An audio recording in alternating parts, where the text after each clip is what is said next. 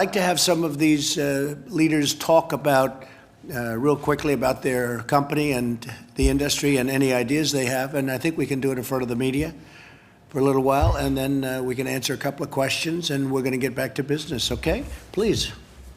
Well, Mr. President, Mr. Vice President, Secretary Mnuchin, Secretary Scalia, and everyone else here, including my brethren from the restaurant industry, thanks so much for having us here. It's an honor for me to be here representing 10,000 restaurants in the U.S. We have Burger King, Popeyes, and Tim Hortons. These restaurants are owned by small businesses. We have franchisees from coast to coast that work day in, day out. We have team members that are in the restaurants day in and day out. We've been in the restaurants working as an essential service since the beginning of the crisis in March. We have had our drive-thrus open and delivery open, but we've still had a tremendous impact on our business, and so we're really looking forward to the process of reopening the economy, reopening the country. We already have about 1,000 locations around the country that have started to open the dining rooms with reduced capacity. We've added PPE, we've added safe and social distancing in the restaurants to ensure that people can come in. We have acrylic screens in the front counter. We have masks and gloves for the employees to ensure that everyone feels safe, our guests and our team members. I just wanted to thank the President, Mr. President, and your administration. I think you've acted quickly, swiftly, and with good measure. The CARES Act and the PPP had a tremendous impact on our businesses. I think there's a lot we think that can do to make a very good program even better. One of the things that we've talked about as we were kind of chatting here is this idea of extending the 8-week deadline.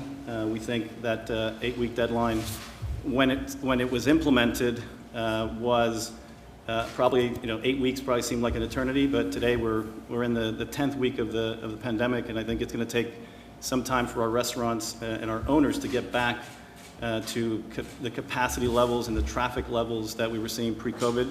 And so a little more time, we think probably taking it to 24 weeks would be appropriate to allow for restaurant owners that are participating in the program to be able to manage through and rehire the employees, which is what the purpose of PPP was intended for.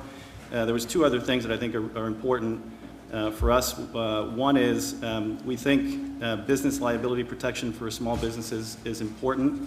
We're going to see potentially with the reopening of the economy, with the reopening of small restaurants, we're going to see frivolous, I think, and unfounded lawsuits against restaurant owners, against small businesses that are trying to do the right thing, trying to survive and trying to keep their businesses going. So we firmly believe that protection from these types of frivolous lawsuits would be helpful. And then finally, to the extent that there's additional federal assistance that's targeted for the restaurant industry, I think the restaurant industry as a whole participated to the tune of about 9% of the PPP, and we think there should be additional funds available for us to be able to weather and continue to weather the storm. But we're really proud to be here, proud to be part of this extraordinary group of restaurant leaders, and thank you so much for the opportunity to be here.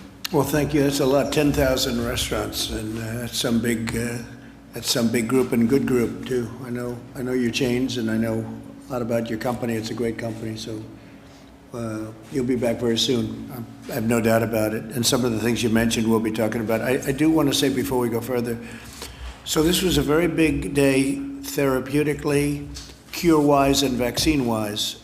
Tremendous progress has been made, as I've been saying for 2 weeks, because I've been seeing what's going on and I think spearheading it largely. And this was a very, some big announcements are coming and have just come out, and the market's up almost 1,000 points. You'll check your market. I'm sure you did before you walked in the room, but I imagine your company's doing better today than it was a week ago, right? We're focused on the profitability of our franchisees. That's my focus. Okay, good. So what we have is big announcements coming. Big announcements have already come, and tremendous progress has been made therapeutically, cure-wise, and also, obviously, vaccine. To me, therapeutically and cure is more important than vaccine because it's immediate. And if we have something, even people that are very sick right now would try and expedite everything so it goes really quickly, really quickly, like let's get it going immediately. So if you have somebody that's not going to make it, if you have somebody that's going to pass away, going to die, and if we have something that we think works, we want to get them immediately into those hospitals or wherever the people are located. So that's being talked about also with the FDA, with Dr. Stephen Hahn, who's doing a fantastic job. And so we're trying to expedite things. But very importantly, just overall, what big news it is medically. We are so far ahead of where you would normally be just from a logistical standpoint. And that's the other thing. We're also gearing up and close to geared up because we have tremendous people in the military, so they'll be able to deliver service very rapidly. So a lot of good things are happening, and let's see what happens in the very near future. Steve, you have anything to say? Just want to add, Mr. President, that thank you for all being here. We appreciate how many people you employ as an industry and the special issues that we have, and we look forward to continuing to work with you. Good, thank you very much. How are you doing on deductibility, Steve? How's that going? Good? Good, please. Thank you, Mr. President. Really appreciate you gathering us here today. This is a great representation of restaurants from across the country. Jose with his 10,000, my 2 on Bourbon Street. I am the president and CEO of Galatoire's. We've been there since 1905. Yeah, right. And, you know, restaurants are the cornerstone of so many communities. Where some big business is absent, restaurants are there. And we employ so many people. We just appreciate how swiftly y'all have acted to bring relief our way. We think with just a few small changes in cover period and length of the cover period on the forgiveness of PPP, we have a real great opportunity. And you know, just the very nature of restaurants in general, we rely on social interaction. So it makes us really unique that we were hit hard quickly, and it's going to make our comeback really difficult. That being said, I'm glad to hear your news. Yeah. That there's well, my news negates what you just said, because yeah, you would be back into business like you had it. Yeah. No seats lost, et cetera, et cetera. So yeah, we'll see what happens, but it certainly negates it. Yeah. Yeah. So you know, in the interim, we appreciate the opportunity to be in front of you. Longer cure periods on the test periods on the loans would be incredible. You know, a city like New Orleans, we have 1,500 restaurants, but only 400,000 people. And so when you look at that, how do we survive? We survive with leisure and business travelers. 19 million visitors last year. And that being said, you know, it's going to take us a little time to ramp back up. So we're looking forward to that period of time, and we believe that you guys have the opportunity to help us. We greatly appreciate it. We've survived Hurricane Katrina. We've survived the BP oil spill. Yeah. Restaurateurs are a resilient group, very tenacious, and so we're there, and we appreciate your help. So your area was amazing because it was hit hard, but it was very late. We didn't think it was going to be hit at all, and then all of a sudden it spiked up after you had a certain event, yeah, and who knows what caused it, but maybe it was that. Yeah. And then it's doing incredibly well right now. It's really down at a low number. We've made great progress. The governor's done a really good job. That being said, you know, 25% capacity is tough. To literally think that this week when we reopen at 25%, we'll lose more money than last week because now we're incurring expenses. You got to get 100%, okay? Yes, sir. You got to get up, and I hope it's going to be up very fast. I hope the governor does that pretty quickly. Let's see how it goes. A lot has to do with what I said in my opening remarks. Yes. Ivanka, do you have anything to say? I know you like this industry. Well, I've spoken with many of the people around this table over the course of the past several weeks and beforehand, and I do think it's worth noting the Paycheck Protection Program has given restaurants alone, that industry alone, over $30 billion of relief, representing 250,000 restaurants nationwide. And that's just where we are today. So the feedback has been tremendously helpful. The Secretary's made some changes in the guidance and to, of course, informing new policy as we come out of this. But we really appreciate your being here, and we thank you for the feedback. Thank you, honey. Hi, Mr. President, Mr. Vice President, Secretary, all of you, thank you for having us. My name is Will Guidera of 11 Madison Park in New York City, but I'm also a founding member of the Independent Restaurant Coalition. We started just 7 weeks ago. And we're here because we got together to represent the 500,000 independent restaurants across America. I'm talking about the mom and pops, your local diner, the pizza place, the pasta joint, and the 3 Michelin star restaurant, and honestly, everything in between. The things that represent the cultural fabric of our cities and of our towns, and the things that I believe, as a country, we need to fight to keep. We also represent the 11 million people that work in those independent restaurants across the country. Listen, it's clear that this administration cares about our industry. And it's also clear that all of you understand the extent to which we are more specifically vulnerable than a lot of other industries in America. And I think that's why we're here today. And so I think it's just important to take a moment and acknowledge that and say thank you that we're taking this time. Thank you, Will, very much. PPP is important, and the changes that have already been talked about and are going to continue being talked about today are very important. And if those changes are made such that people feel confidence that they can spend that money and have it forgiven, I think that will be the thing that allows our restaurants to reopen. That said, we need something more than that that is specific to independent restaurants in order for our restaurants to stay open. Everyone here knows that last month alone, I think in the first half of April, more than 1 out of 4 people that applied for unemployment were restaurant workers. 1 out of 4. It's just insane. And so we've put forward a plan to members of Congress and to this administration that we put forward because it'll put all of those people that are currently unemployed back to work, such that by the 3rd quarter of this year, we're going to be looking at unemployment reports that are astonishingly good, not to mention the supply chain that we represent. If restaurants go down, the commercial real estate industry, the farming industry. And so our plan helps bring unemployment back to where it needs to be, and it supports a lot of our other industries that rely on independent restaurants for their survival. And so we appreciate being here. We'd love the opportunity to talk more about this. I know that in times like this, a lot of people have their hands out. I don't take that lightly. I do believe that independent restaurants are more vulnerable than most and a really important part of this nation, and I don't want to lose them. And so we appreciate your consideration and your support. Okay, thank you very much, Will. Appreciate it. Larry, please. Thank you, sir. 48 states are opening. That's a big plus. And the vaccination research news was great today. So we see it in the stock market. I want to thank everybody for being here. We are working hard. Steve mentioned the tax deductions for restaurants. We're also working very hard on the COVID-19 liability restrictions. That's going to be a key part of our next package. And I just want to say, I guess I'm usually the optimist, but we're in a terrible pandemic contraction here in the 2nd quarter. We know that. And there's a lot of hardship and a lot of heartbreak.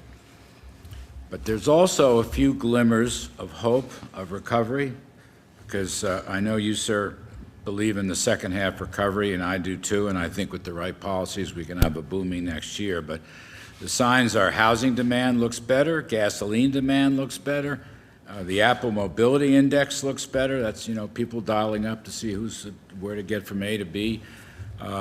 New York State's Empire State, the manufacturing index was up enormously. I don't know where that came from, but it was. Unemployment claims each week look terrible, but they're a lot less terrible, from 7 million to 3 million. So there are some glimmers of hope. Kevin has some data on better credit card numbers. So it's a tough haul, but I think things are starting to turn. That's my take. Wish everybody luck. I think so, Larry. Maybe much more than people understand, and you're starting to see that. Going to come back strong. Please. Mr. President, Mr. Vice President, Secretary Scalia, Secretary, I want to thank you for having us here today. I have restaurants across the United States. We average 27 employees per restaurant. These are the small businesses across in each of these communities that those 27 people have families, have mortgages, have rents, have car payments to make every day. And being able to stay open and work with the governors and get the PPP money and to be able to give people reassurances that tomorrow is going to be better than it was today, and to give them that hope has been really important for us, our business, and those families. And I want to thank you for your leadership and your team's leadership in doing so. One of the things we talk about in the business is how well we talk about treating others and bringing people into the family and bringing them into the restaurant like you bring them into your home. And that's what we do in the restaurant business every day. We treat everyone like family. And doing so and having the leadership here has been really helpful to us and the entire industry. And frankly, 8 weeks, 9 weeks ago, I was thinking about this Chinese nightmare, and I didn't want it to affect the American dream that we all had. And I'm a success story about the American dream, going from $3.45 an hour starting at the front counter in a fast food restaurant to what we have today. And I couldn't be prouder. How many restaurants? I own and operate 765 restaurants across the United States now. That's fantastic. And, Wow. and it's, I couldn't be, it's an American dream, sir. And I appreciate everything everyone's doing here to keep that dream going. And tomorrow is going to be better than today, and I appreciate that. Thank you. If we get deductibility, you'll do better than you did 2 months ago. Thank you, sir. That's my opinion. Please, go ahead, Kevin. Give it, Yeah. let us know what's going to happen. Yeah, sir, first of all, you might recall when we first started talking about the economic damage that was coming from the shutdown, that we emphasized right from the beginning that this industry and the travel industry were going to be the hardest hit. And so we've been focused like a laser beam on coming up with policy ideas to do something about it. And as you said, we've got a really good plan. The thing I could say is that if you look at the real-time data, as Larry said, that you really are starting to see glimmers of hope.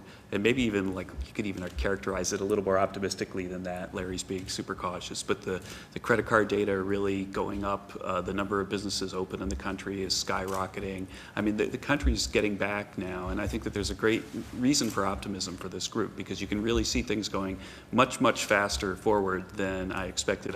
I know I was pretty depressed about how bad it looked and how slow it was going to be a few weeks ago, but now you can really see it turning on faster than I thought. There's a tremendous demand, tremendous pent-up demand. It's true. Don't forget, we turned it off artificially. It was just stopped. We went from the greatest economy in history of any country to we have to stop. And we saved, by doing that, millions of lives. We saved hundreds of thousands, but probably millions of lives. And we did the right thing, and now we have to open, and now we're going to do great. And if this comes along, what we're hearing medically from these great companies, these great geniuses, if this happens, that's really going to be something. So, great job. Thank you. Thank you, sir. Please. Mr. President, Mr. Vice President, Secretary Scalia, Secretary Mnuchin, it's an honor to be here today. My name is Marvin Irby, and on behalf of the National Restaurant Association, thank you for convening this meeting of these industry leaders on this very important subject. To be honest with you, normally at this time, I'd spend a lot of time telling you about this industry. But what's been clear over the last several months is that you get it. This administration gets it. You know everything about our world-famous chefs, our esteemed independents, our beloved brands that dot every community in this country. And I'm proud to say that for over 100 years, the National Restaurant Association has represented all restaurants that play a key role in our society and an integral role in our food chain. I have the opportunity that I get to speak to restaurateurs every single day. And I can confirm we desperately want to reopen. Our restaurants are desperate and are heartbroken that at this time we can't provide the support and the comfort to the communities in which we serve. For too many restaurants right now, an incident happened 60 days ago that has crippled us, and before today's news, we did not see an end date until later this year. Programs like the Paycheck Protection Program are an incredible first step. And thank you, Secretary Mnuchin, for this program, which has benefited millions of small companies throughout this country. We also appreciate Ivanka Trump's dedication to our industry And I personally want to thank you for the time you've taken to talk to our board over the last months of this crisis. Mr. President, the Payroll Protection Program would be a godsend if we could make one change, if we could extend the time that we have to spend the proceeds. In too many communities today, the 8-week period is simply not enough time. So how much time are you on? 24 weeks? How about 30 weeks? 30 weeks works. 30 weeks works. How about 75 weeks? I know a couple of you, you'll never stop, right? I know a couple of guys in this room. Now, I understand. So you think it needs to be, what would you say would be a minimum length? 24 weeks. How much? 24 weeks. You need to give our smaller restaurateurs the opportunities to open, to begin to have demand, and bring back the employees. Is that, what were you going to say in terms of timing?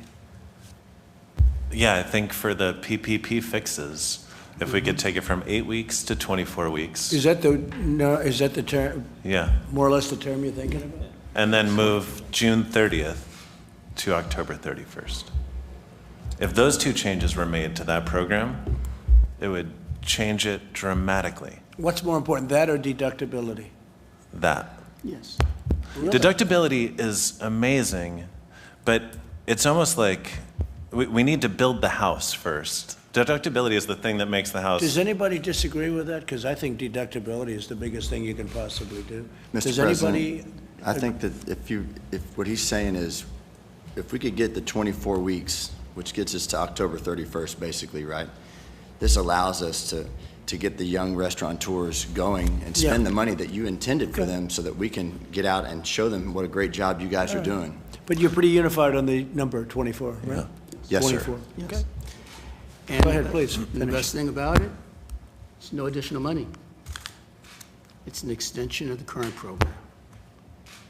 Okay. So, The deductibility thing is great. Can I just I just ask- don't want to not support that. I think it's just a matter of waiting. We need to get the restaurants open first, and these changes allow us to get them open. I just wanted to clarify, because you said it's no additional money. Are you saying just the time period goes, it's 8 weeks going to 24? You still have 8 weeks of money, or you want 24 weeks of money? oh no, we want 24 weeks in order to spend. To spend the 8 weeks? Correct. Got it. Thank you for the clarification. We believe that if we elongate Is that that correct? Does everybody agree with that? Yes, sir. If we can elongate the test period, it gives us more staying power, and we can spend that money and really get where we need to be. Good. So, And what about the payroll tax, by the way? How do you feel about that? Is that a big deal? Yes, sir. That would be an extraordinarily big deal. Yes. And how does that compare with what we're talking about with the time period? Payroll tax?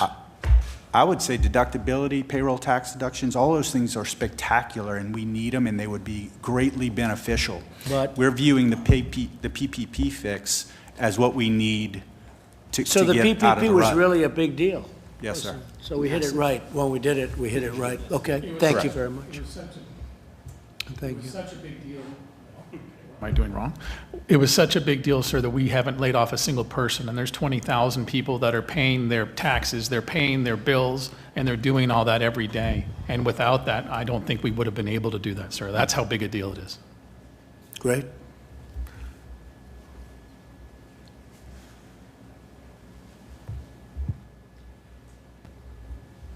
Mr. President, Mr. Vice President, good afternoon. Thank you so much for your leadership. Ladies and gentlemen, it's an honor to be here, and I deeply appreciate the opportunity. My name is Nirain. I represent Panera Bread. Panera has 2,500 cafes, revenues of about $6 billion, and we employ 140,000 people. The pandemic impacted us very deeply, as it did everybody else. We lost close to 50% of our revenue in the first week. Since then, it is slowly coming back, but we still have a long way to go. Now, the health crisis... You got down by 50% or Yeah. more than that? 50 to 60% was the revenue decline. That's not bad.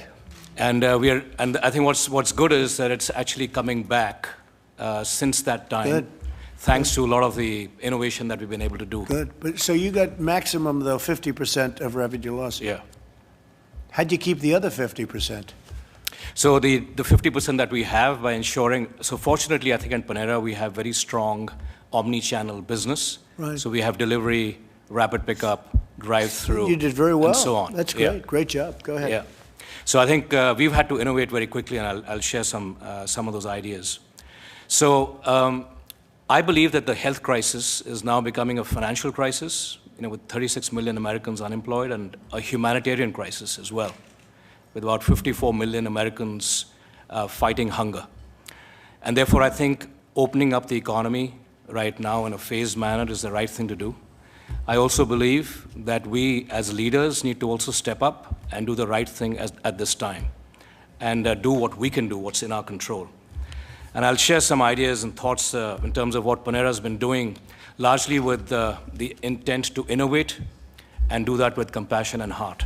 So for our furloughed employees, we have free family meals every week for them, emergency relief funds, and also we've made arrangements with peer companies that are actually hiring at this time, like CVS, Walmart, to hire our furloughed employees temporarily and then return them back.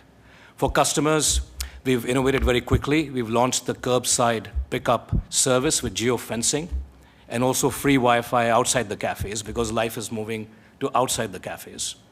And also doing a lot for our communities, especially those impacted most by the pandemic. So doctors and nurses, we are serving about 50,000 meals to doctors and nurses in New York, children in the state of Ohio with our partnership with the USDA. And also we've launched a program called Together Without Hunger with Feeding America and have pledged to serve 500,000 meals to children and families through Feeding America. Great. So I think it's very important at this time that I think we need to also step up and contribute. We were able to keep 85% of our cafes open. We were determined to keep them open so that we could keep our associates employed at that time, and therefore now we're beginning to open up the dining areas in phases, following all the guidelines, but also have stringent protocols that we've put in place, like plexiglass barriers, wellness stations for temperature checks, social distancing norms, etc. Will you be keeping any of that? I mean, there are some innovations that have been made. Some people say maybe we'll keep it. Would you be keeping any of that or not really? Yes, I think there's going to be a shift in how the consumers are going to interact with brands. And I think it is time for us to innovate. So another example is... Would you ever keep the plexiglass barriers? So I think we'll keep the plexiglass barriers. I mean, on a permanent basis, I'm talking about. I think at least over the next 6 to 9 months. Right. But could you see that being permanent? Because hopefully you're not going to have it that long, by the way, 9 months. But would you see a thing like that? You'd have to build a nicer version of it, as opposed to quickly throwing it up. But would you see something like that being permanent, possibly? I think hopefully if the virus is under control and we've gotten to the other side of it, I think then we can get back to life as we once knew. You'd rather not have it? We'd rather move back to life as we once knew it, right? Rather not have I agree. Yeah. I agree. Exactly. Okay. And another, I think, interesting innovation is that recognizing that there's so much high friction with high-demand grocery items where you can't get them home delivered, we launched a new line of business called Panera Grocery in 10 days, and we're delivering, bakery items, fresh produce, dairy to customers in less than an hour on the same day. So I think the good thing is it's forced us to really innovate and be very responsive. Good. I think the restaurant industry is deeply, deeply appreciative of all the support and the efforts that you and the administration have made. I think the CARES Act has been hugely welcomed. I would like to, in particular, thank you for the PPP program because it's made a huge difference to our franchise partners and our associates. I think with a few of the amendments that we talked about, I'd fully agree with the 8 weeks to 24 weeks. I think that is badly needed. I think that will be hugely welcomed. Steve, does that make sense from our standpoint? What do you think? We're working on a technical fix that we do have bipartisan support for to extend it. I'm not sure it's that long, but I've spoken to the SBA committee, and there is bipartisan support, so we're working on that. And I think we talked about the limited liability. I think that's also a very important aspect. And thirdly, the Democrats don't want to give you the liability provision. They just don't want to have that. Yeah. And it's crazy that they don't. But the Democrats do not want to give that to people, and that's not a good thing. And I think the third thing is... We'll get it anyway. Go ahead. Our employees are, I think if we can eliminate the friction in the furloughed employees being able to access their unemployment benefits, that will also be fantastic. And And that the problem there is the states have old equipment in many cases, and they're unable to get the money. You know, we gave the money out immediately, but the states are unable. Some states are unable to give it out. They have 40-year-old equipment, Yeah. and some states are unable to get their act together. But we gave that out long ago, as you probably know. Yeah. Okay, I appreciate it. Thank you very much. Thank you very much. Brooke, would you like to say a few words? Mr. President, thank you. Just a few words. I am so grateful for all of you being here today. I am struck by the stories of true American dreams. I mean, starting at $3.45 an hour, and then ultimately owning so many restaurants and hundreds of thousands, but I'm also hundreds of thousands of employees. But I'm also struck by this president and vice president's commitment to our most vulnerable populations and their American dream, working in all of your restaurants. This president is the jobs president. I think that none of us, other than maybe my boss, realized the economy that we would achieve in just 3 short years, where there were more people, more jobs available than people to fill them. And what I am so encouraged by is the resoluteness and the conviction of this president, this vice president, but truly the American entrepreneurs that are sitting around the table today and working alongside all of you as we bring this country back to even greater heights than we ever knew possible. The transition to greatness is really what America and the American dream is all about. So thank you all for being here. Know that we are here to help you always, and we are here to make sure that what this president led on and has achieved will be once again very, very soon. So thank you, Mr. President. Thank you very much, Brooke. Great job. Thank you, Mr. President, Mr. Vice President, and Secretaries for having me here today. My name's Tim Love. I'm a chef and owner of a few restaurants in Texas and Tennessee. I also am the chef of 4 major music festivals and food festivals around the country. So I've been greatly affected by, obviously, what's happened here, along with everybody else in this room. But what I wanted to speak to you about today is that to touch on the PPP and to kind of clarify what we were saying is the 24 weeks is only set up because certain restaurants aren't able to open now. In Texas, we were able to open on May 1st, and I quickly activated the PPP and tried to get all my employees back. I've hired 80% of my workforce. I started with 490 employees. We've got about 400 employees already back. And I will say it's encouraging to see people come out. They're excited. They want to be out. What would have happened if you didn't have PPP? Well, if I didn't Would have you have survived it? Would you have gotten by? I probably would have gotten by, but this allows us to do it the way that we feel like it should be, to take care of the employees first. We want to take care of our employees and make sure they're safe. Same activation we're having when opening the restaurants. We want to open the restaurants safely, make sure our employees are safe first so our guests can be safe. I'd ask from the administration to put out that confidence, to get the American people understanding that it is great to go out and that our economy is going to be great again, because we know where it was before it started. We know how to get there, clearly. So now, just with a couple of adjustments to things that are already written, to the Secretary's point, we're not asking for more money. We're just asking the opportunity to spend it the way that you want us to spend it, the way it was intended, to take care of our employees when we're able to open up. That's it. That should be easy, Steve, honestly.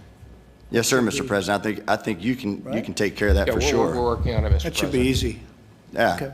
And It's like one of the easiest requests I've ever heard, Larry. Well, that leads me to my next request. The 75-25, the way that it's spent, I know is tough, but I'm speaking for my friends who are in New York, not necessarily for myself, even in Texas, where the rents are higher, and they need the ability to spend the money on rent if necessary, so long as they're hiring their employees back. So while the number one thing is to get the workforce back, reduce unemployment, get people back to work, which is what I'm doing at 25%. Believe me, I'm not going and building new houses on my 25% of occupancy. But what I am doing is putting the great American people back to work that I love, and the way we get the economy going is getting the workers back to work so they're able to spend money and earn money, so therefore we can keep the economy moving. And so those 2 adjustments to the PPP, which don't require any extra money from the administration, from Congress, allows us to really move the economy forward, which I know is one of your number one things, especially as we're moving along this year. And I think you can get a lot of people in our industry, the workers, the people work very, very hard to get behind you, just to show that kind of confidence. I think you will. How many restaurants are there total, everything, in the United States? How many are there? Yeah. How much? 650,000 restaurants. Who would think that's 11% of the overall? 650,000 restaurants. Who would ever think that's possible even, right? That's good. And it's been a great business over the years, and it'll be better than ever. 650,000 again, so long as you keep doing what you're doing. That's Yes, fantastic. sir. No, well, I think deductibility gets that. Actually, I think I would agree with that. you'll go very substantially. They got rid of a lot of restaurants when they ended that. People don't realize it. Then you get used to it. You had fewer restaurants. They rented to other things. Now I don't know what they're going to rent to. And to your frankly. point about that, sir, the deductibility, which you can easily identify with, and it does spread wealth amongst the restaurants, most definitely. We're talking just about an immediate concern with the PPP to get people moving forward so that we can get this agree. deductibility going. No, I agree. We'll look at that very strongly. Yes, sir. Thank you. Okay. Hello, Mr. President, and it sees how important it is to all of y'all, this subject, because I haven't seen this much firepower from all of y'all except at a state dinner or a Christmas party. So I appreciate, Mr. President, that all of you guys are here because I know you're really trying to get something done. I own a company, Landry's, which is in 40 states and is all full-service restaurants. So I average like 150 employees per restaurant. And it's everything from Del Frisco's to Mastro's to Martin's, the Palm, but then it's on the other side, the Bubba Gump's, the Rainforest, and they're all company-owned. It's been devastating, and it's funny you brought up about China. I should have realized it was going to be a bad year for China when my general manager tweeted out, freedom for Hong Kong. So that started my year with China. And you kept it quiet, right? You kept that quiet. So I'm still trying to work that out. And here comes something else. He owns the Houston Rockets, in case you don't know. And and by the way, he's a great guy, great family, great everything. And yeah, he did cause you a little ruckus. Whatever happened to him, by the way? Is he still working for you? Yes, he is. He must be pretty good. Yes, because it's just it's a trick question, but he is. But Mr. President, everybody's talking about the PPP, and when your team designed the PPP and said, let's bring it through the SBA, I think it was an unbelievable idea, and you did exactly what you needed to do. But I'm one of those people when it started being pitted against, because I'm a sole proprietor, but I do $4 billion in revenue, and I would have been that billionaire that took the money from the little business. So I was not able to take the PPP money, and I caught so much criticism because I was the first person who did lay off 40,000 employees, because the world doesn't understand that when you shut everything down from your casinos, which you and I did a few deals together, from the Rainforest to the Trump Marina, your tail of your payroll was $150 million the next 2 weeks. And we all pay yesterday's bills with today's income. And I wanted to put 40,000 people back to work May the 1st, but couldn't take the criticism, and even from the administration there was some, that bigger companies shouldn't be taking this money. But I don't have the ability to put those 40,000 people back to work. So I just wish that don't add any money, but just divide it up. And so you're saying that because your restaurants aren't split up among thousands of people that own restaurants, and you have it yourself in the company? Yeah, that it would have been one person taking this money, So but your team specifically wrote the bill for any restaurant under 500. This was for the restaurant business, which has only got 9% of the money. But if you would just split it up, and I'm not saying add any more money, but add a category for the larger private restaurateur that could go out and take this money and put it in a different bucket, so it wouldn't be me taking this money away from the little beauty salon. So what happened to you then, Tillman? So where are you on that whole thing? How did you do with the PPP? How did it work out for your company? I took the money and sent it back and did not spend a dollar of it because they found out you're very rich, and they said, what the hell? You know what? But I also was the first person that opened the leveraged finance market and went and borrowed $300 million at 12%, where just 3 months earlier borrowed at 3%, because I needed the liquidity to keep the company afloat. So what'd you do? You went out very early, right, for the money? And you found the market it was opened even at that early day. Yes, I borrowed $300 million to add to liquidity, but it wasn't enough to hire back all my employees, which I would have loved to have done with the PPP. What do you do with your basketball players that are making $25 million a year? I have two of them that make 40, Russell and James. By the way, they are good players. They are good, but yes, they are getting paid because there's a collective bargaining agreement, and that's why. Tillman, what's going to happen with basketball? Can you give us because I would be interested. Do you have any idea what they're doing now? Yes. I think what they're doing is waiting to see what happens in certain states and if we're going to be able to play, making sure the virus continues to go in the right direction in the next few weeks. And I think that if things keep going the way that it's going, I think the NBA, the commissioner, Adam Silver, who's done an unbelievable job through this, and the owners, I think, will make the decision to try to start the season up again. Will you finish the season or not? I think that there's talk about finishing the season, playing X amount of games.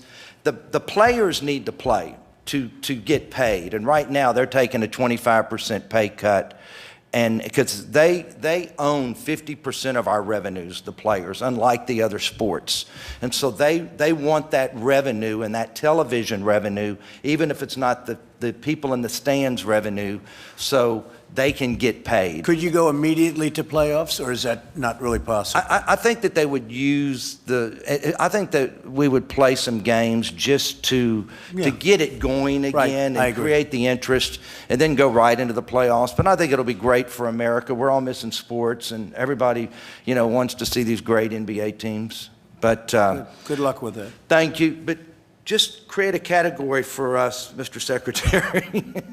Steve, what do you think about that? I mean, he's got a unique situation. He has a lot of restaurants. It's a big company, but but I can't pay him. You have other people where the company is the same size, but you have 2,000 owners. What do you think of that? Well, it's a complicated issue, Mr. President. As I've said before, we didn't anticipate the Los Angeles Lakers, who I'm a big fan of, would be taking a PPP loan. And as a result of that, there was a lot of backlash around Who paid that, it back? and we went through the certifications. I'm saying that for the media. They paid it. Again, we realize the issue, how it impacts your workers, and we're sympathetic to that. This was a program for companies that were not necessarily quite as big. But this is different than the Lakers. The Lakers are a basketball team. This is a man that owns how many restaurants do you own? 600 restaurants, but they're all full-service restaurants. I have 60,000 employees, and you don't have the ability to pay them. I'm happy to follow up with you. We don't need to have this in front of No, but it is interesting for the press to hear it because they understand the complexity of it. So if he had 600 owners and he franchised them out or something, but he had 600 owners, they qualify. If he has, if he owns it, it's a different situation, but I can understand what he's saying. So let's take a look at it. And then just one more thing. If we could just do something with lease terminations, because I'm the largest operator in New York for full-service restaurants, and the $1 million leases, let them protect their rights, the landlords. What's your largest restaurant? What is it, New York? Del Frisco's, Mastro's, Martin's, the Strip House, the Bill's Burger and Rockefeller Center, Dos Caminos, on and on. So.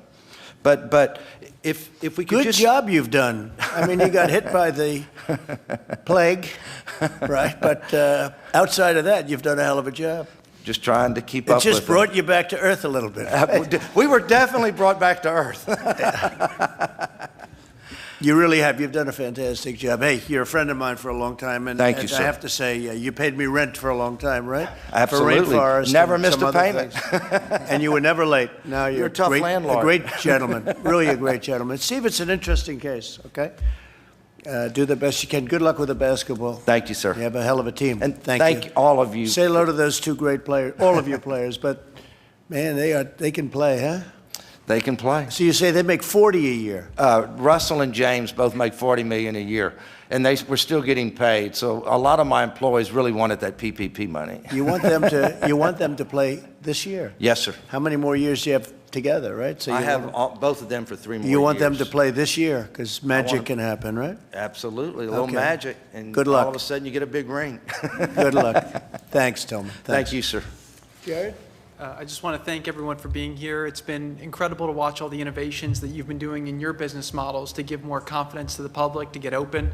The President identified this very early as a critical industry for us to focus on for a few reasons. One is you're a major employer. There's a lot of people who are hurting right now because the restaurant industry is closed, but also you're a gem of America. People love getting entertainment and enjoyment from the great work that you do. So this has never really been an issue before because the restaurant business has never been closed before for a period of time. So this is truly a unique historical situation that's occurred, and we're all in this together to try to figure out the best way back. But the quicker that we can help you figure out how to get demand up, the quicker you can hire back employees, and we can get Americans back to enjoying all of your fine establishments. So thank you for all you're doing, and thank you, Mr. President, for your leadership. So, Tillman, he took a ventilator job where the country basically had no ventilators, essentially, and built an incredible empire for building ventilators in a period of very short time.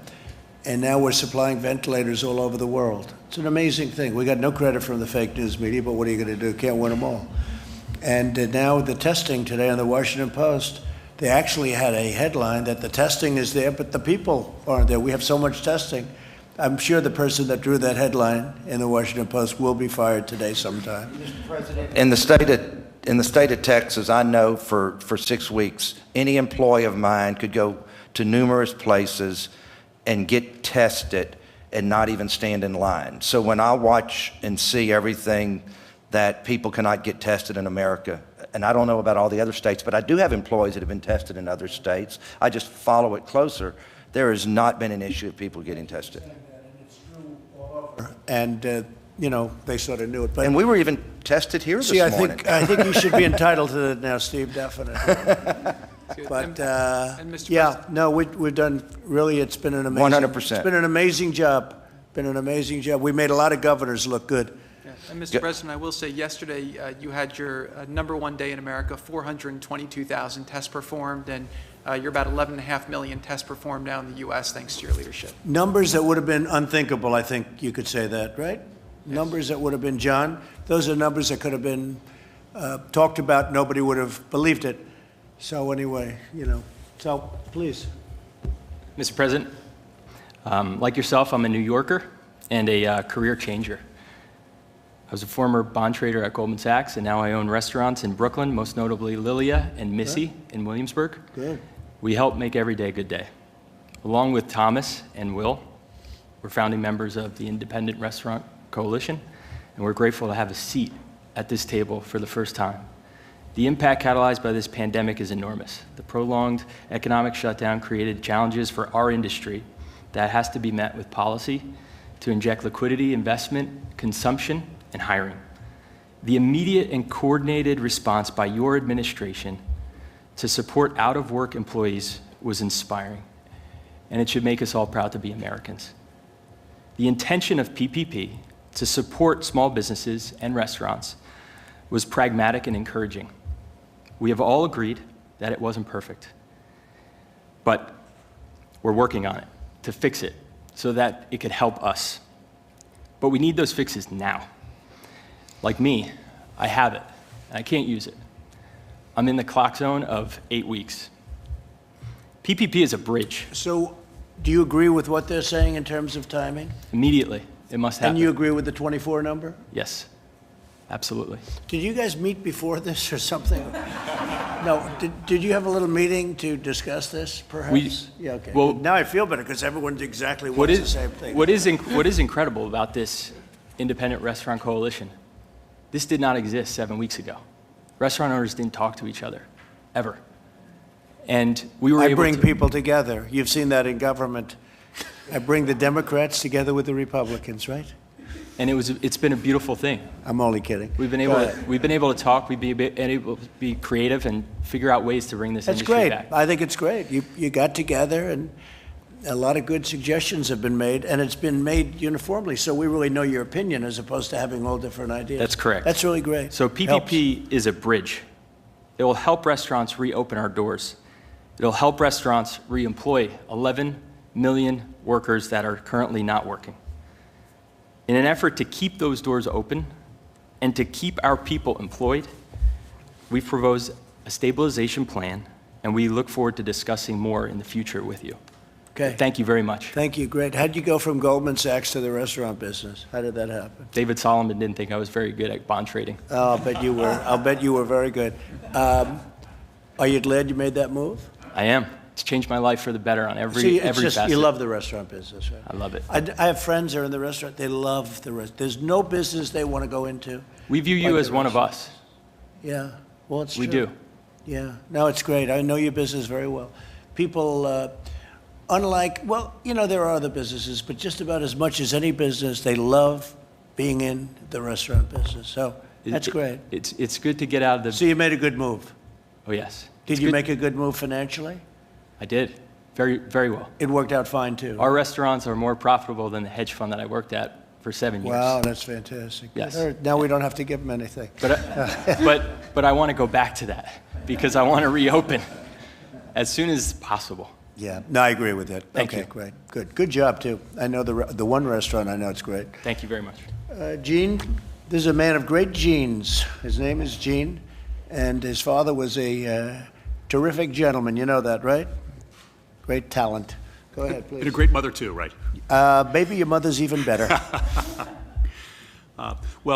There are few industries where the workers have been hit as hard as in this particular industry, as Will was touching on. We announced 20.5 million payroll job losses, basically from the middle of March to the middle of April, and 5.5 million of those, more than a quarter, were in restaurants. Mr. President, you saw this coming. You acted with really extraordinary speed, and I think, as we said, generosity, among other things, in the unemployment benefit that was provided in the CARES Act. We at the Labor Department have been working extremely hard with the states to enable them to make that payment. As you touched on, they've had some problems because of their computer systems, which are old. Secretary Mnuchin and I cautioned the Congress that there would be problems, but we will continue to work with them to get those payments out. But even as we do that, we know that we're pivoting. We're opening. We're reopening across the country. There are glimmers and more than that as we begin that reopening, and so we will be focusing too on helping workers transition from unemployment back onto the job. And you hear a lot of numbers. A number that really sticks with me is a couple different surveys have shown, federal surveys have shown that 90% of workers who are unemployed right now have said it's temporary. And I want to make that right. I want to make that true. That's why, Mr. President, you want to safely but promptly reopen. And so we'll continue to work with... That's a very important number. 90%. If you go into a real big recession and you don't have a number like that, that's a tremendous number. That's really a great, it's a testament. Because again, it was artificially turned on and off, but now it's off and we're going to turn it back on. It's been turned on as of, I don't know, it almost feels like today is the first day. I think last week didn't feel the same. Now it feels good. People are starting to go out, they're opening, they get it. We understand the disease much better than we did when it first came in. Nobody understood it. Nobody's ever seen it before. And it feels much different. I mean, today's almost like the first day. But the expression that we like to use, right? Transition to greatness. We're going to be back. And what you said is a very important thing. People expect to go back.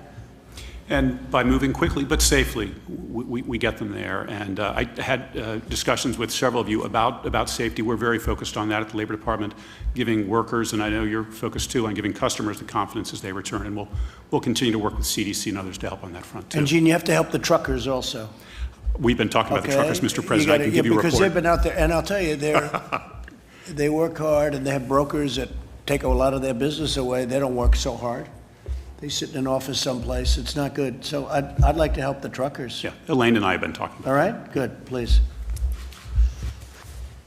Mr. President, Secretary Mnuchin, Vice President Pence, Secretary Scalia, thank you for having us here today. Of course, I'll echo what everybody else has said, how proud we are to be sitting here at the White House in your home, to be able to share some of our struggles and hopes and aspirations. The restaurant profession is a profession that's always dynamic, and you've seen that around this table with some of the things that my colleagues are doing, but we're also very united. As you've seen, and you just responded to the 24 weeks. Did we have a meeting before? Certainly we had a meeting before. Did we talk about it? Certainly we talked about it. Because we want to be unified in our approach, whether you have 650 restaurants, 2 restaurants, 6 restaurants, 1,000 restaurants, it doesn't really matter. We all are nurturers at heart, and we want our restaurants to reopen so that they can nurture our guests, our communities, and finally our country. There's something to be said for going last, because I just want to agree with everything that everybody else has said around this table. So I won't repeat it and bore us with more of the same.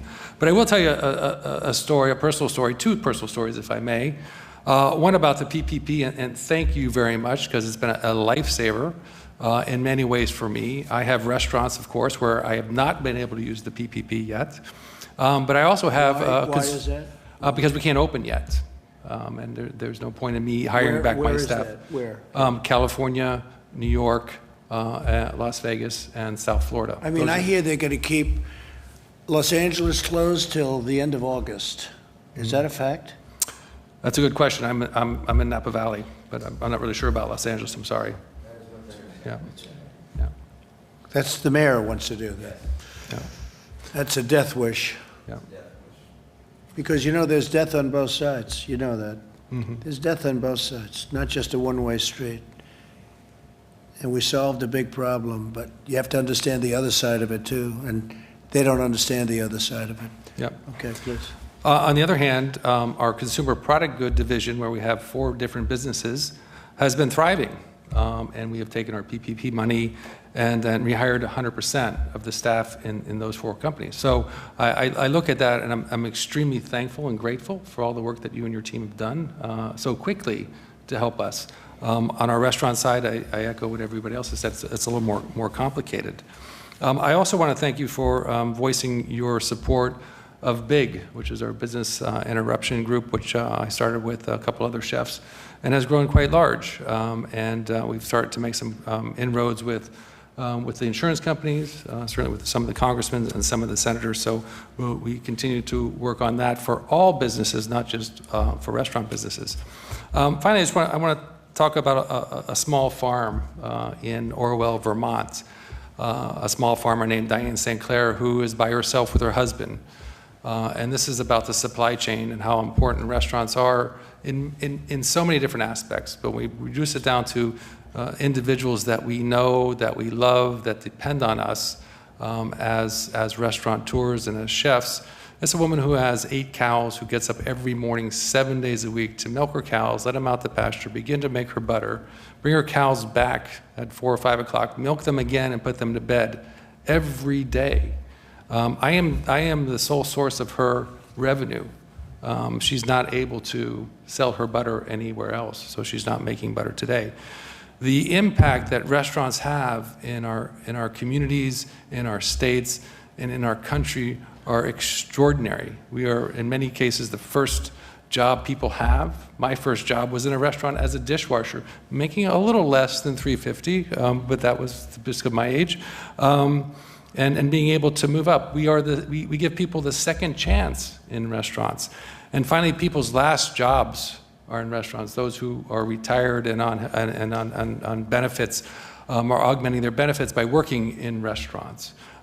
We don't really care about your education. We're not concerned about where you come from, your religious beliefs. We are open to everybody. We employ the most women of anybody beside the federal government, the most single-parent women. It's just extraordinary how much we embrace our entire country and what we do. And what we do at heart is we nurture. I became a chef, and I remember the day I decided to become a chef. I'd been cooking for several years. July 1977 in Narragansett, Rhode Island, working for a French chef named Roland Hennon, who asked me one day, "Why do cooks cook?" And I was certainly intimidated. I was young, and I said, "Chef, I don't know. Why do cooks cook?" He said, "We cook to nurture people." And there was something inside of me that resonated with, and I embraced the idea of nurturing people. And I have 1,200 employees. There are over 1,180 who are unemployed today that I desperately want to bring back to work so that we can not only nurture each other, but nurture those who come into our restaurants. Again, I want to thank you for having us here today. I want to thank all my colleagues for articulating everything that we wanted to say in such a profound way, and I appreciate the opportunity. So thank you, Mr. President. Thank you very much. Beautiful story with the woman with the 8 cows. Yep. You wouldn't think that. Restaurateurs do, especially, I guess, some with an individual restaurant or a couple of restaurants, they do that a lot, don't they? They buy directly. They do. Yeah, we support so many small farms around the country. I started an initiative called Big Hearts and Small Farms with 5 other chefs, just so that we can offer people an opportunity to buy some of the food from some of these small farms around the country. Tillman doesn't do that. I don't think you do that with your 8 cows, right? He doesn't do it.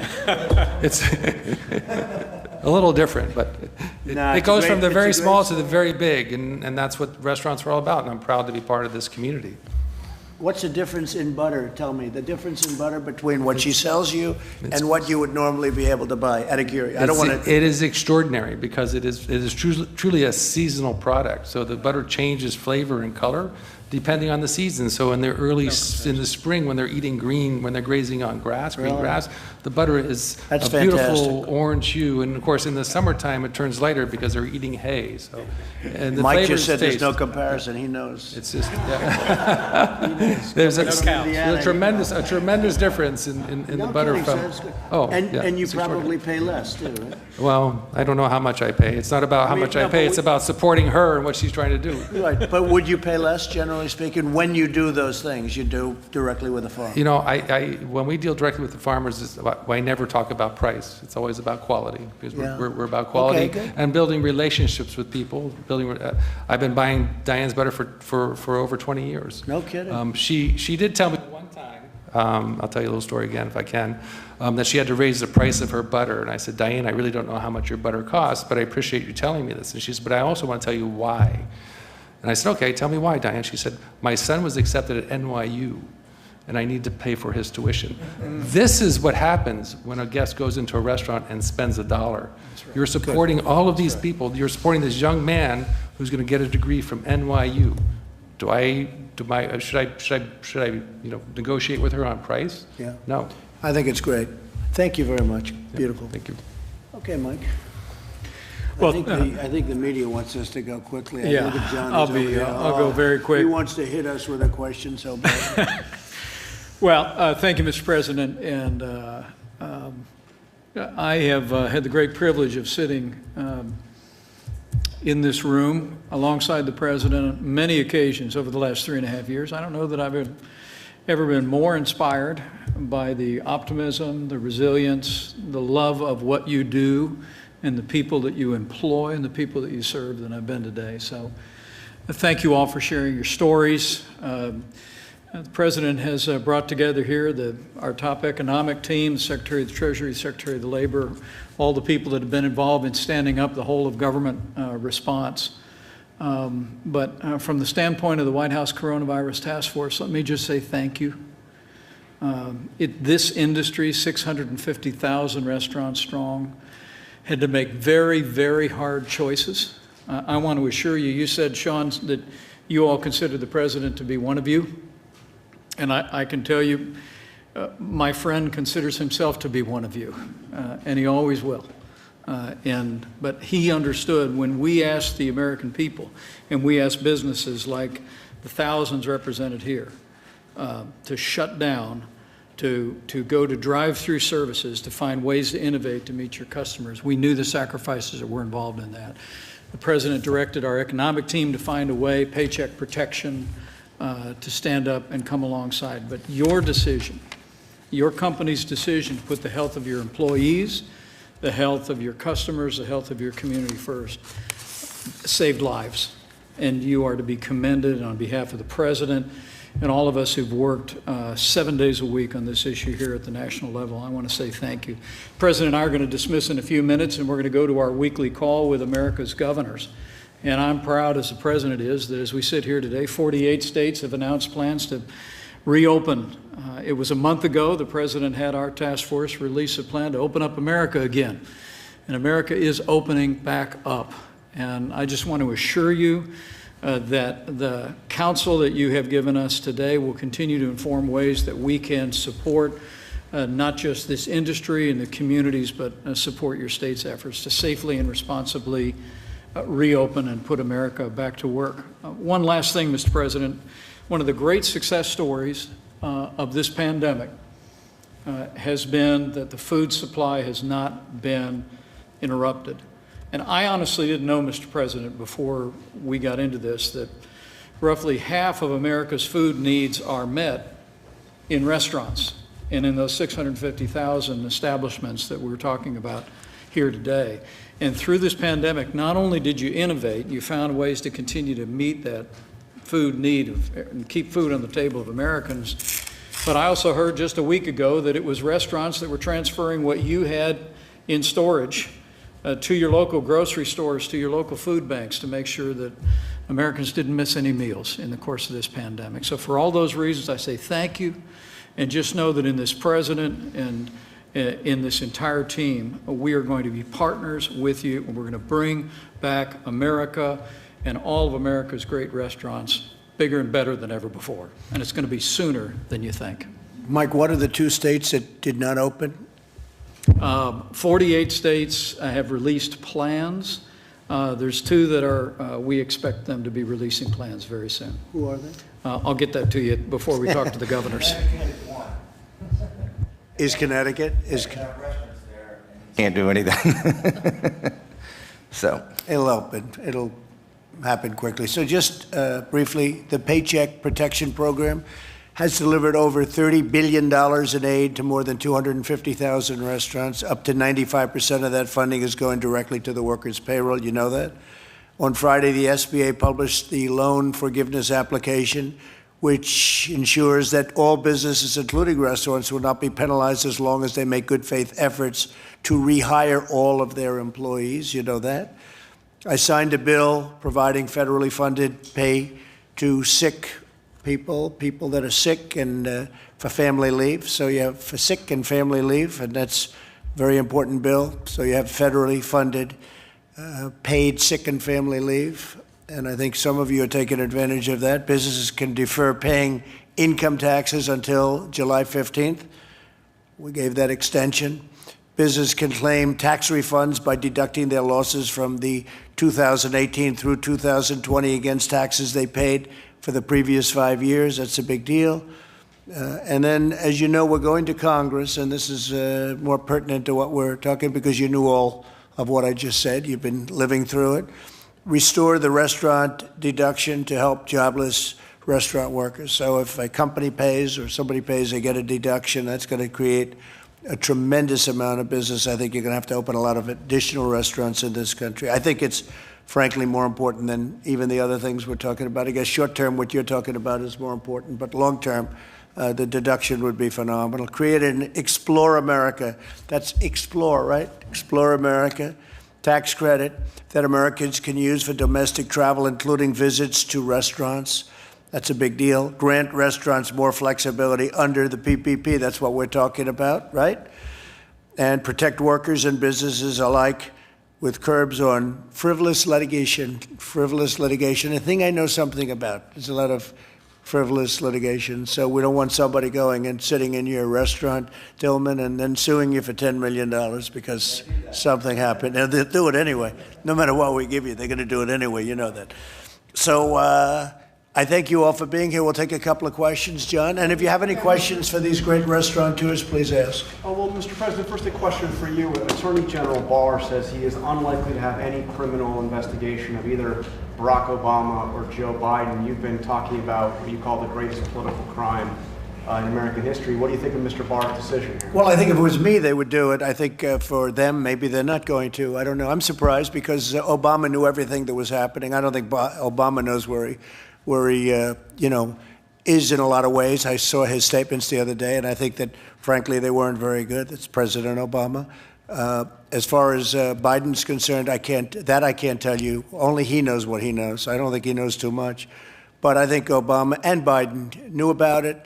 They were participants, but So I'm a little surprised by that statement. I don't think he said it quite the way you said it. I think he said, as of this moment, I guess. But if it was me, I guarantee they'd be going after me. In his case, they're not. So I think it's just a continuation of a double standard. I'm surprised by it. I'm surprised by it. But that's where it is. And I don't know what he said about the others. You have to understand, I was coming into this room as that statement was being made. So Something interesting, he said, we cannot allow this process, the legal process, to be hijacked by efforts to drum up criminal allegations, investigations of either candidate. He seemed to be suggesting that Well, I think you'd have to ask him what that means, because I'm in no position to tell you that. I've stayed away from it. I'm relying on the Attorney General to do the job. And so I don't know exactly what he said because I was in this room. disappointed if there is no criminal investigation of Biden or Obama? I don't say disappointed or not, but I have no doubt that they were involved in this hoax, one of the worst things ever to befall this country in terms of political scandal. I have absolutely no doubt that Obama and Biden were involved, and as to whether or not it was criminal, I would think it would be very serious, very, very serious. It was a takedown of a president, regardless of me. It happened to be me, and in my opinion, it was an illegal takedown. And but I'm going to let the Attorney General make all of those decisions. I've stayed out of it because it's the appropriate thing to do. I wouldn't have to stay out of it, as you know, but I've decided to stay out of it. So I would say that I heard that just a little while ago, a few minutes ago. I'll have to look at it exactly as to what was said, what was meant. I will say this. We have an honorable Attorney General. He's going to do an honorable job. He's a very honorable man, and he's going to do a very honorable job. But I am surprised only in that I have no doubt, personally I have no doubt, but he may have another feeling. I have no doubt that they were involved in it. It's a hoax. It started off with a Russian hoax. It went to a Ukraine hoax. It's just a whole big disgrace. And this country has better things to do. It's a disgrace. What they've done to this country with these phony investigations, the Mueller investigation was a waste of time from day one. They knew it was a waste of time. It proved to be a waste of time. I think there are a lot of bad people involved, and they should pay a very big price if they were caught. So we'll see what happens. But I rely on the Attorney General. He's a very honorable man. Okay, any other questions? Do you agree with Peter Navarro, who said the CDC let the country down in terms of testing? I think they work very hard. Don't forget, they've been here for many years. It's not, they don't work for me, they work for the country. They've worked very hard. When we took over in terms of, getting involved, Mike headed up the task force. He worked with CDC, and I could ask Mike to give you part of it. But I will say they had no test, and one of the tests had a problem very early on, but that was quickly remedied, and now we have the best tests anywhere in the world. I think I give ourselves a lot of that credit. A lot of the brilliant people that worked on testing, a lot of the brilliant people that worked on the ventilators, to a point where we have the best testing in the world. We have the best ventilators and distribution in the most ventilators in the world. It's not even close. So I can't tell. I would like to ask Mike that question. CDC, you work with them all the time, certainly much more than I do, Mike. Oh, we do, Mr. President. And let me say, I think Peter Navarro's point was that CDC and our public health labs at the state level were operating with an arcane testing system. And it was one of the reasons why early on we brought in all of the commercial labs around the country. The president created a consortium of these commercial labs, and we reinvented testing in America. That's the reason why at the end of February, we had done a total of 8,400 tests at that time using state public labs and the CDC labs. But because of the president's efforts with basically innovating testing in America, we now reached 11 million tests. I think you heard the statistics. More than 400,000 tests yesterday, and we're actually hearing, as the president said earlier, we're hearing reports of excess capacity that I think the state of New York, Governor Cuomo reported that he has the ability to test 15,000 people a day, but they were only testing 5,000 people.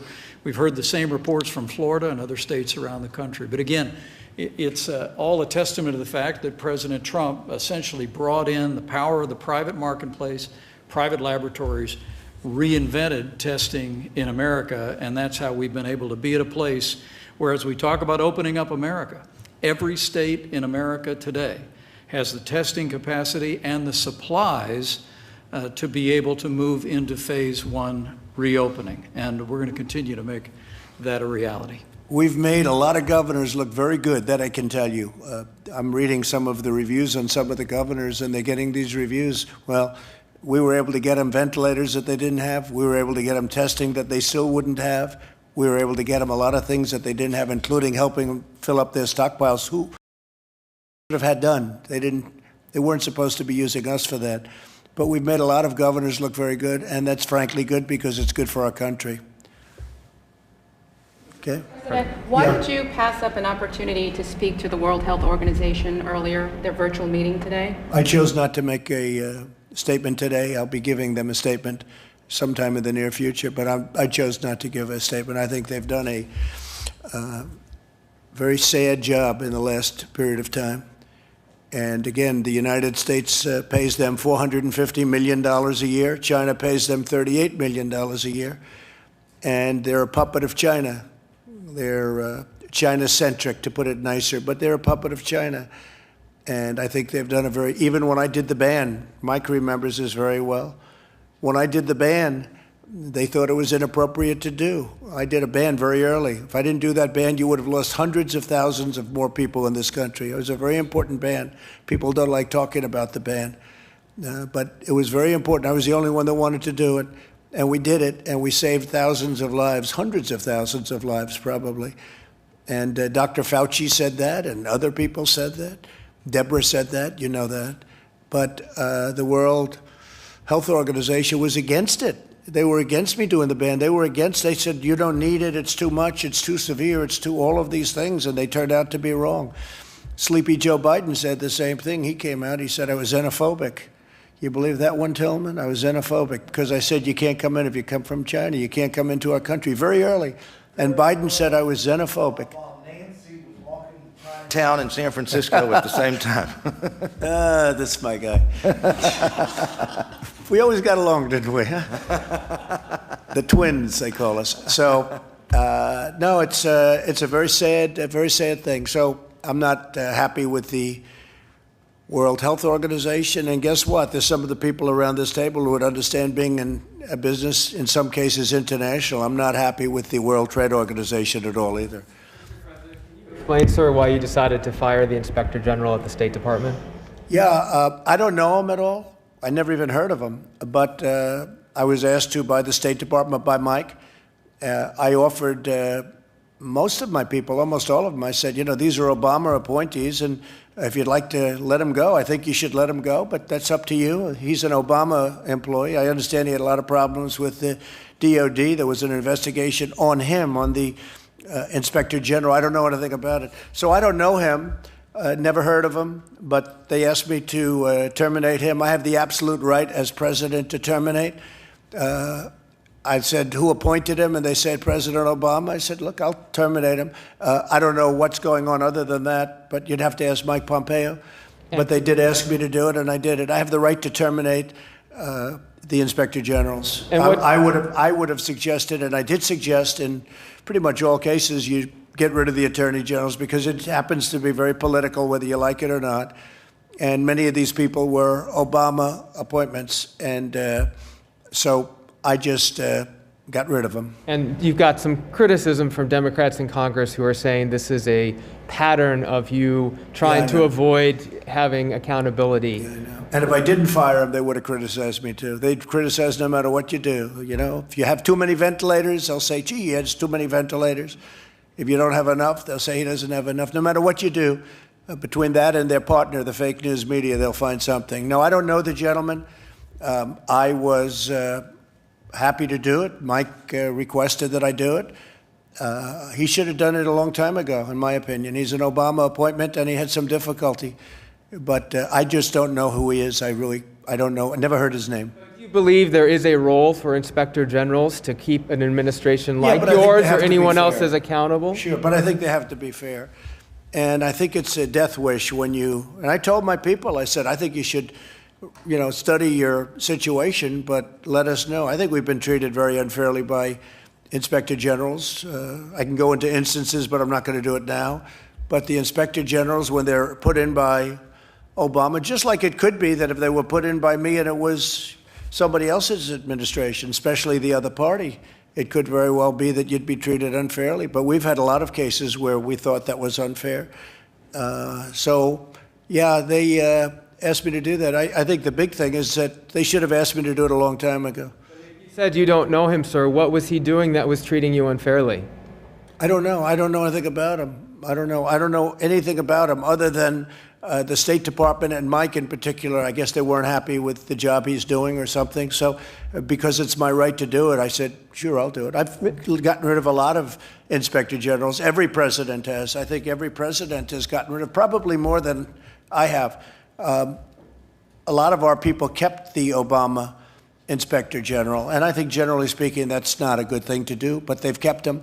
But I told them for 3 years, I said, anybody wants to get rid of their inspector generals because they were appointed by President Obama, I think you should do so. Some of them didn't, but now a couple of them are doing it now. Yeah, go ahead. Mr. President, isn't there at least an appearance of a conflict of interest if Secretary Pompeo is asking you to fire an inspector general? That I can't tell you. I don't think so. I think maybe he thinks he's being treated unfairly.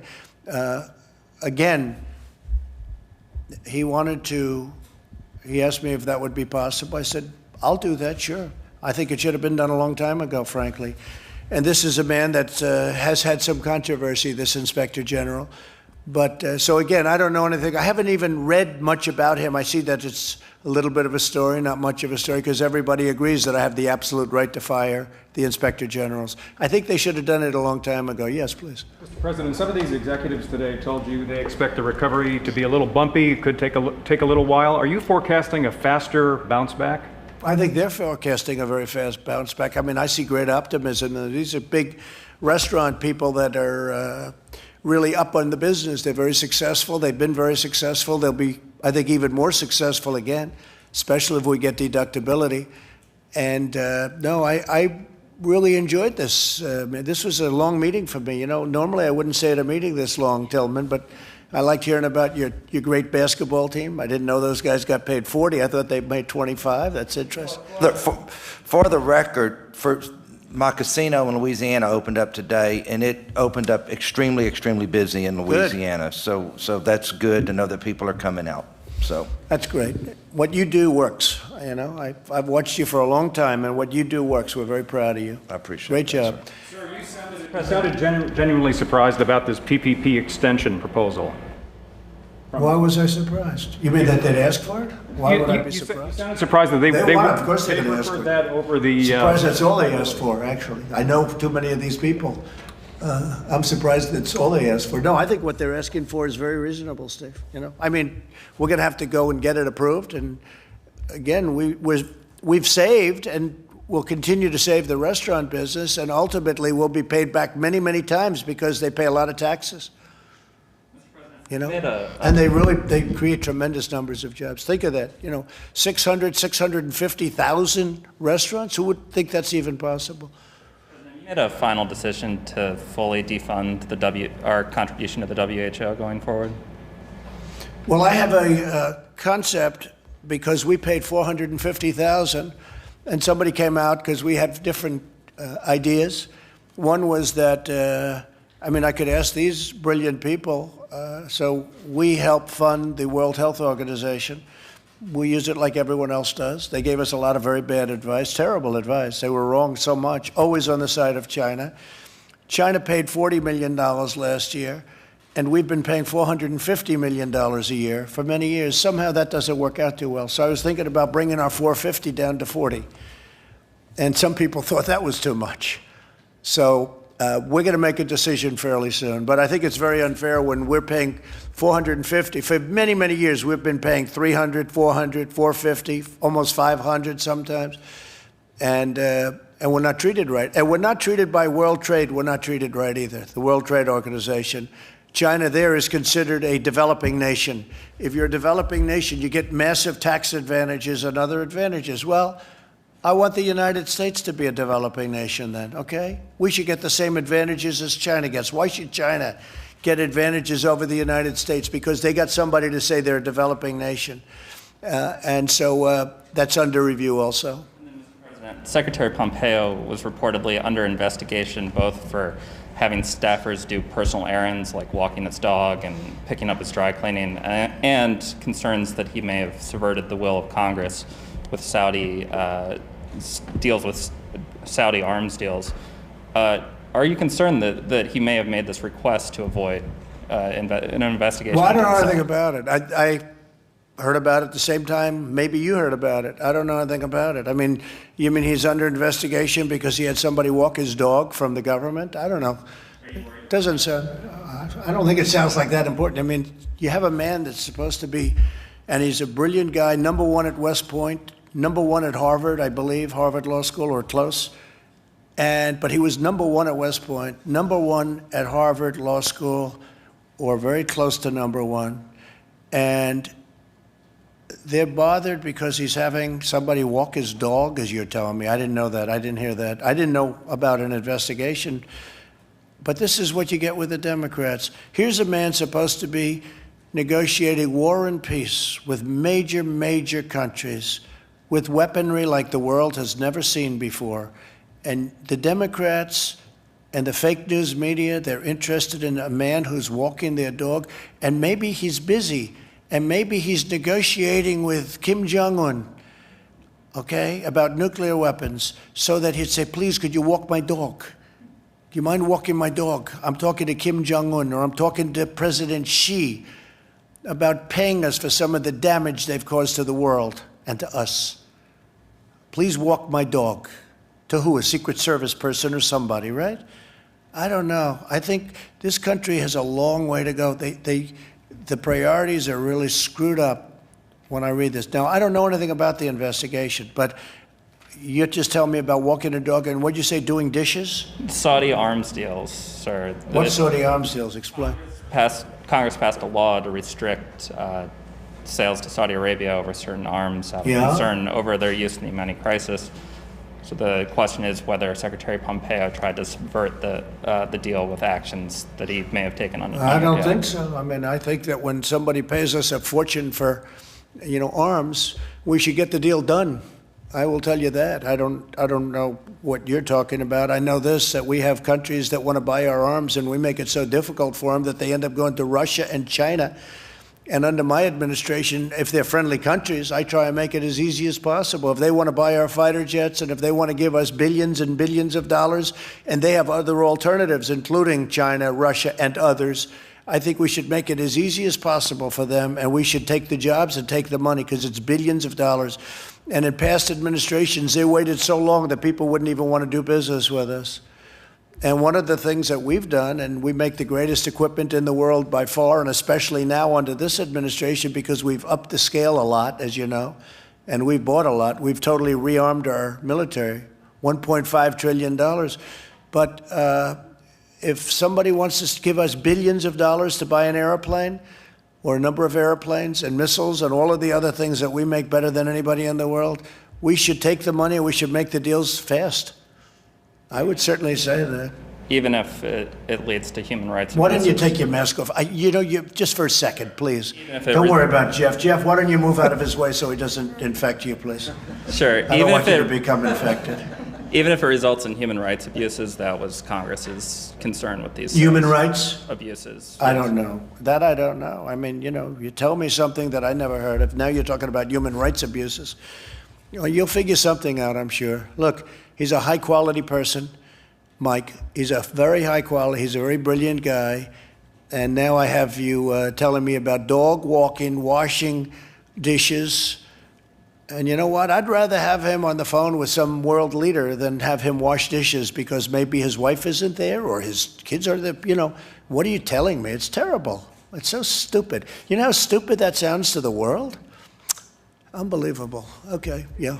Actually, to President Obama's speeches over the weekend. Hey, look, I think he was an incompetent president. I think President Obama was one of the worst presidents in the history of our country. I think he was an incompetent president. I know what he left us. He left us a broken military. He left us a military that ISIS was all over the place, and I got rid of it. I knocked out 100% of the caliphate, and even you will admit that, John. And when I came in, it was a mess. But we had a broken military. We had a depleted military. We had little on the shelves, if you talk about pandemics. We had a country that was a mess. We were paying high taxes. We were paying, and outside of this artificial event that took place 2 months ago, and I'm going to build the country into stronger and better than it was even then. And it's already happening, and you can see it. You can see it today. Just take a look at the stock market. Look at what's going on. Look at the great numbers that are being called, and look at these medical companies calling in. And we're talking about more than one. So many things are happening. But I think President Obama was an incompetent president. He did a terrible job. And by the way, there was great division in our country with President Obama. You didn't see it as much, but there was tremendous division in our country. Okay? Acknowledge there's division now, too, right? I think we'll have great, yeah. You know, success brings. We had a great success going. Things were really going along, and then China gave us a wonderful gift, okay? And it wasn't pretty.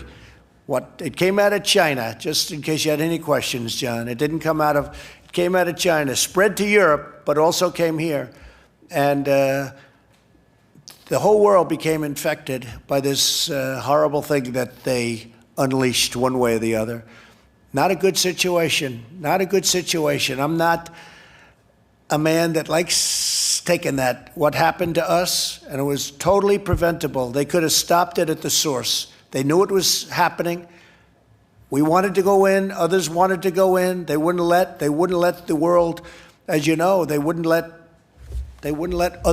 other countries go in. Other countries wanted to. World Health wanted to, in all fairness to World Health. They wouldn't let World Health in.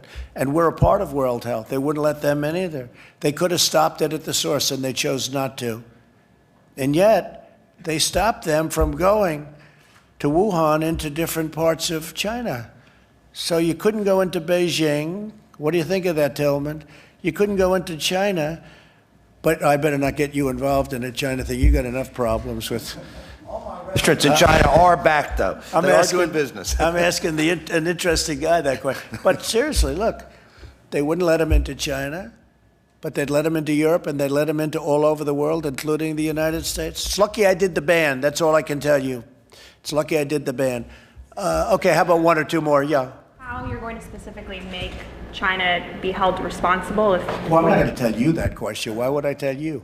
Go ahead. Will they be held responsible? Will you take steps to hold China responsible? Should be held responsible for what they've done. They have hurt the world very, very badly. They've hurt themselves also, but they've hurt the world very, very badly. Yeah, they should be held responsible. Okay? You tweeted recently that this whole whistleblower racket needs to be looked at very closely, and it is causing great injustice. I had a fake whistleblower. Sure. I had a fake whistleblower originally. He was a faker because when he looked at he wrote down a conversation that was totally different from the conversation I actually had with the president of Ukraine.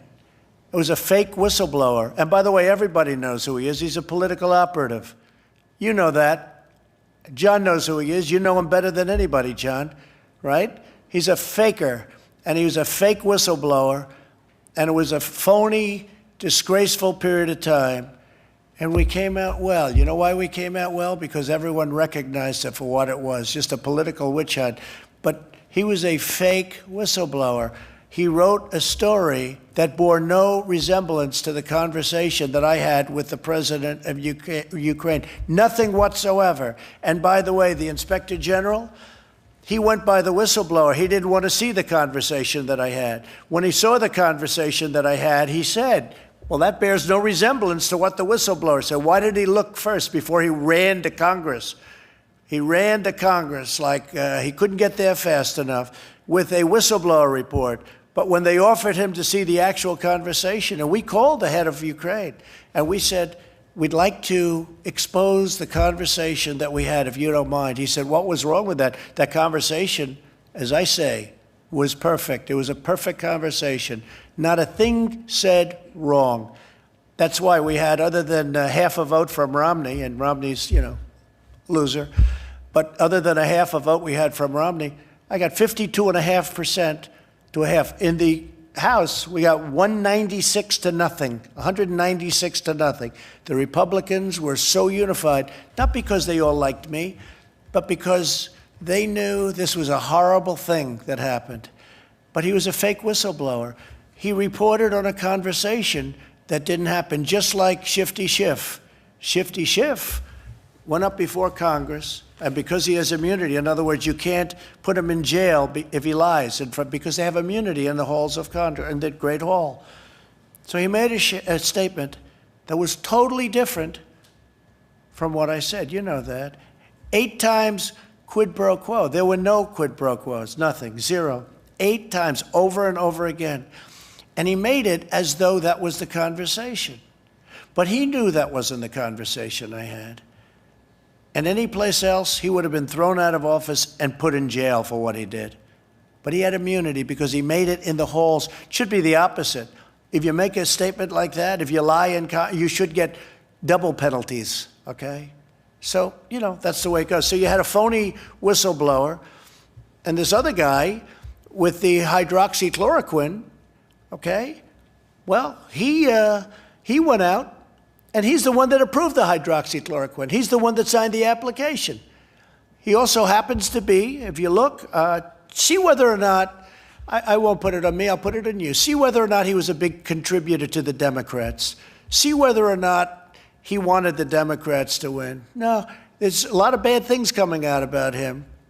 But you people don't want to write the news, But if you look, but he's the one that signed the application, the very important form. He signed it. Now, if he doesn't believe in it, why would he sign it? And a lot of good things have come out about the hydroxy. A lot of good things have come out. And you'd be surprised at how many people are taking it, especially the frontline workers, before you catch it. The frontline workers, many, many are taking it. I happen to be taking it. Hydroxychloroquine? I'm taking it, hydroxychloroquine. When? Right now, yeah. A couple of weeks ago, I started taking it. Because I think it's good. I've heard a lot of good stories. And if it's not good, I'll tell you right, I'm not going to get hurt by it. It's been around for 40 years for malaria, for lupus, for other things. I take it. Frontline workers take it. A lot of doctors take it. A lot of doctors take it. I take it.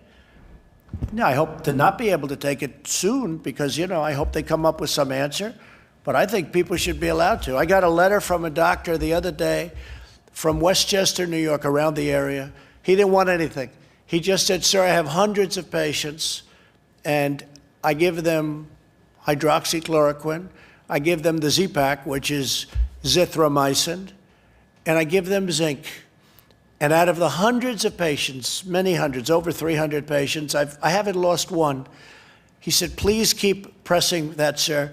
And if you look at that phony report that was put in, that report on the hydroxy was given to people that were in extraordinarily bad condition. Extraordinarily bad. People that were dying. No, I think for whatever it's worth, I take it. I would have told you that 3-4 days ago, but we never had a chance because you never asked me the question. Did the White House doctor recommend that you take that? Is that why you're taking it? Yeah, White House doctor. Didn't recommend. No, I asked him, what do you think? He said, well, if you'd like it. I said, yeah, I'd like it. I'd like to take it. A lot of people are taking it. A lot of frontline workers are taking hydroxychloroquine. I don't take it because, hey, people said, oh, maybe he owns the company. No, I don't know the company. You know what? I want the people of this nation to feel good. I don't want them being sick. And there's a very good chance that this has an impact, especially early on. But you look at frontline workers, you look at doctors and nurses, a lot of them are taking it as a preventative. And they're taking, totally unrelated, but they take the Z-Pak or the zithromycin for possible infection. Now, I haven't taken that other than an original dose because all you need, you don't have to take it simultaneously. But the zinc you do take. So I'm taking the two, the zinc and the hydroxy. And all I can tell you is, so far, I seem to be okay. Can you explain, sir, though, why you started taking it? Have you been exposed? Yeah, because, no, not at all. I just said that I've had so many letters from people, like the one I told you about. I got it last week. I'll give you, would you like a copy of it? I'd love to give you, if you ask Molly, she'll give you a copy of it. But this is a doctor, he doesn't want anything. I don't know him, never heard of him. But he treats people that we're talking about. And he said out of hundreds of people that he's treated, he hasn't lost one. And he just wanted me to know about it. That's all. He wasn't saying, gee, could I have dinner with you, Mr. President? I'd like to come to the White House. But I've received many such letters. I've received a lot of positive letters. And it seems to have an impact. And maybe it does, maybe it doesn't. But if it doesn't, you're not going to get sick or die. This is a pill that's been used for a long time, for 30, 40 years, on the malaria and on lupus too, and even on arthritis, I guess, from what I understand. So it's been heavily tested in terms of, I was just waiting to see your eyes light up when I said this, but, you know, when I announced this. But yeah, I've taken it for about a week and a half now, and I'm still here. I'm still here. Can you explain, sir, though, what is the evidence that it has a preventative effect? Here we go. You ready? Here's my evidence. I get a lot of positive calls about it.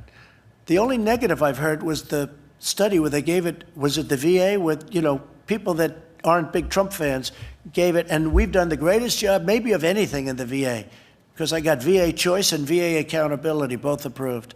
Accountability, Tillman, is where you can fire bad people that work in the VA, that you couldn't fire them. We had thousands of people that were sadists, that were stealing, that were robbers, that were horrible people. They'd beat up our veterans. They couldn't do it in prime time, but they did it when they were sick.